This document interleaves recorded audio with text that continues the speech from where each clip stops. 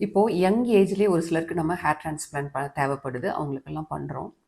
இப்போ இந்த பேஷண்ட்ஸ்க்கெல்லாம் ஒரு வேளை செகண்ட் சிட்டிங் ஹேர் டிரான்ஸ்பிளான்ட் தேவைப்படுமா? அதாவது இப்போ ஒரு 30 இயர்ஸ், 35 இயர்ஸ்ல பண்ணுறோம் அப்படின்னா, நம்ம வந்து ஒரு 50 இயர்ஸ்ல மறுபடியும் ஹேர் டிரான்ஸ்பிளான்ட் தேவைப்படுமா? அப்படின்னு கேட்குறாங்க. இப்போ யூசுவலா பார்த்தீங்கன்னா, நம்மளுக்கு வந்து ஃப்ரண்ட்ல இருக்கிற ஹேர்ஸ் எல்லாம் வந்து ஹார்மோனுக்கு ரெஸ்பாண்ட் பண்ணும். அதனால தான் வந்து நம்மளுக்கு வந்து பால்னஸ் ஃப்ரண்ட்ல வருது.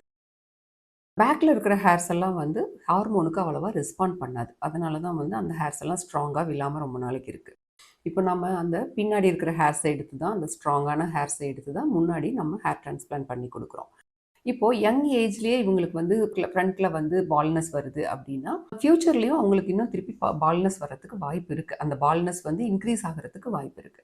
இப்போ நம்ம ஒரு 30 இயர்ஸ்ல நம்ம ஹேர் டிரான்ஸ்பிளான்ட் பண்றோம் அப்படின்னா, பின்னாடி ஸ்ட்ராங்கான இருக்கிற ஹேர்ஸ்லாம் முன்னாடி எடுத்து நடுறோம்.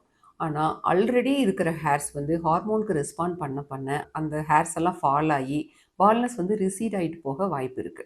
அப்ப அந்த மாதிரி ஒரு சிச்சுவேஷன்ல பார்த்தா, ஃப்ரண்ட்ல வந்து ஹேர் டிரான்ஸ்பிளான்ட் பண்ண ஸ்ட்ராங்கான ஹேர்ஸ் எல்லாம் நல்லாருக்கும். அதுக்கப்புறம் பின்னாடியும் நல்லாருக்கும். நடுவுல வந்து அந்த ஃப்ரண்ட் ஹேர்ஸ்ல ரிசீட் ஆகுறதுனால வர்ற பால்னஸ் வர்றதுக்கு வாய்ப்பு இருக்கு. அந்த மாரி ஒரு சிச்சுவேஷன் வரும்போது, ஃப்ரண்ட்ல இருக்கும், நடுவுல கொஞ்சம் இல்லாம இருக்கும், மறுபடியும் பேக்ல நல்லாருக்கும்.